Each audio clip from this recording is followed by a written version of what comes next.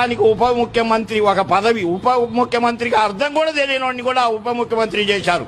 ఎందుకంటే ఈయన 10th class pass కదా. ఏ మార్కులతో పాసు?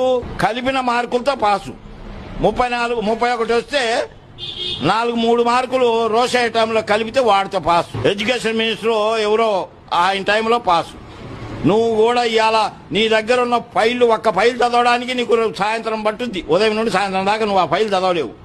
ఆ ఫైల్ వస్తుంటే ఏం చేయాలో అర్థం కాక అద్దం పట్టుకొని ఒక పెన్ను పట్టుకొని ఇట్లా కూర్చొని పోజులు ఇస్తున్నాడు మీడియాకు. అది కాదు ఇవ్వాల్సింది, దీక్షగా చేయాల్సింది. ప్రజలలోకి రా, ప్రజల ఇబ్బందులు ఏంటో చూడు, నువ్వు చెయ్యి. నీకేనా ఎవడని అడ్డం చెప్తే అడుగు. రోడ్లు ఊడిపోయినాయి, కాలిపోయినాయి, గుంతలు పడ్డాయన్న. మళ్ళీ ఇప్పుడు ఆ గుంతలు ఎక్కడున్నాయి? నీ ప్రభుత్వంలో గుంతలు ఉన్నాయిగా, ఒక్క గుంతలను పూడ్చావా?